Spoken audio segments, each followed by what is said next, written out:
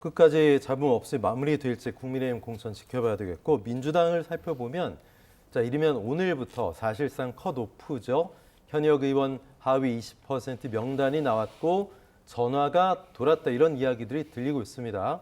자, 장 소장님, 과연 여기 어떤 분들이 들어가느냐, 앞으로 친문 비명 의원의 어떤 운명이 엇갈릴 것처럼 보이는데 어떻게 보세요? 개별 통보한다고 그래서 그런지 방금 전에 저희가 이제 방송 들어오기 전에 그냥 기자분들이 이런 명단이에요. 뭐 저한테 이제 보내주셔가지고 명단을 좀 확인해 봤는데 그것이 뭐 맞는지 안 맞는지 모르겠지만 어느 정도 계속 예상됐던 분들이 포함된 것 같다. 그런 좀 느낌이 듭니다. 하지만 이것을 못 받아들일 의원들은 아마 다른 선택을 할 수도 있을 것 같아요. 그러니까 억울하다. 이거는 내가 친명이 아니라서 나를 이런 식으로 공천 안 주려고 하는 것이다. 그렇게 되면 무슨 선택을 하겠습니까? 그냥 당에 남아있든지 아니면 탈당을 해서 무소속이나 제3신당 가서 다시 한번 국민의 직접적인 심판을 받겠다. 그렇게 결심할 수 있잖아요. 어쨌든 이런 탈당자들을 최소화하는 것이 이번 민주당의 총선 승리에 또 중요한 변수가 돼버린 것 같다라는 생각이 드는 거예요. 현역 의원을 공천 탈락시키고 거기에 새로운 사람을 공천합니다. 현역 의원은 탈당을 합니다. 그래서 무소속으로 출마를 합니다. 그럼 한 지역에서 민주당 성향의 후보가 2명이잖아요. 국민의힘 후보 1명, 민주당 후보 2명. 이거는 민주당이 이길 수가 없어요. 이렇게 수도권에서 분열이 생기기 시작을 하면 민주당으로서는 상당히 어려운 선거가 될 수가 있다. 네. 정권 심판론과 김건희 여사 명품백과 관련해서 우리 그것만 믿고 총선을 치르려고 한다라면 민주당이 큰 낭패를 볼 수가 있다.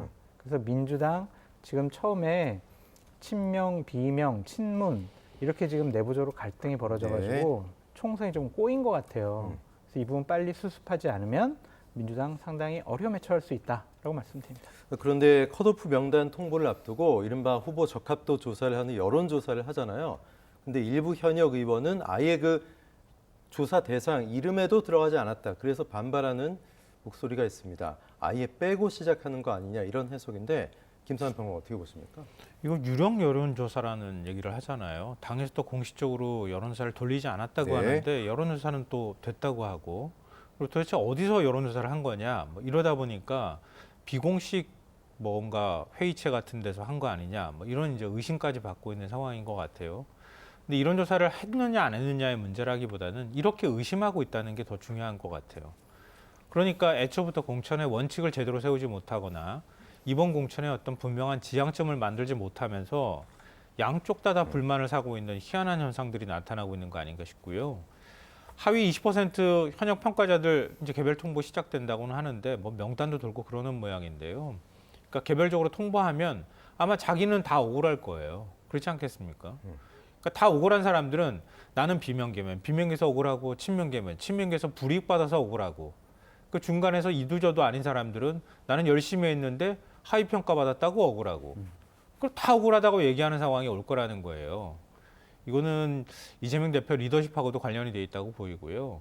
이명박 공관위원장이 잘못한 측면도 있다고 봐요. 그러니까 애초부터 국민 참여 공천을 세우겠다고 만나겠다고 하면, 그러면은 수많은 사람들한테 이번 민주당의 공천은 어떻게 하면 좋습니까? 기준을 받았을 거 아니겠어요. 그럼 그 기준에서 제일 중요하게 국민들이 생각하는 게 뭔지 그걸 공개하면 될 거 아닙니까? 그리고 그것에 따라서 불이익을 줄 사람과 그렇지 않을 사람들을 구분해내고, 그리고 현역으로서 평가를 제대로 받지 못할 사람들도 구분하고, 그런 다음에 거기에 따라서 공천하겠습니다라고 얘기하면 될 거 아니에요. 근데 그 작업들을 제대로 하지 못하니까 결국 마지막에 가서 이재명 대표가 나서게 되니까 더 뭐 밀실이니 어쩌니 사천이니 이런 소리가 또 나온단 말이에요. 일단 앞서 제가 말씀드렸던 것처럼 뭐 국민의힘은 쉬운 문제 풀었다 그러면 민주당은 어려운 문제부터 풀려고 했기 때문에 지금 이런 문제가 생기는 것 같고요. 앞으로 또 국민의힘은 어려운 문제 또 풀어야 되잖아요. 그러니까 민주당이 어려운 문제를 지금 풀려고 한다 그러면 어려운 문제를 빨리 풀어야 된다. 네. 쉬운 문제는 뭐 푸는 건 문제가 안 되잖아요. 그러니까 시간을 놓치면은 시험 시간 다 지나고 나면 그냥 아예 지원도 못 하는 거 아닙니까? 그러니까 점수도 못 받는 상황이 올 수 있으니까 서둘러서 찍고도 안 되는 OMR 카드 아예 작성도 못 하는 상황이 될 수도 있어요. 네. 그러니까 시간이 얼마 안 남았다. 어려운 문제 풀 거라고 생각했다 그러면 어려운 문제 빨리 풀고 쉬운 문제 이미 매는 맞더라도 쉬운 문제를 풀면서 좀 매는 먼저 맞되 뒤에 여론을 다독이는 그런 작업들을 빨리 하는 게 중요하다고 생각합니다.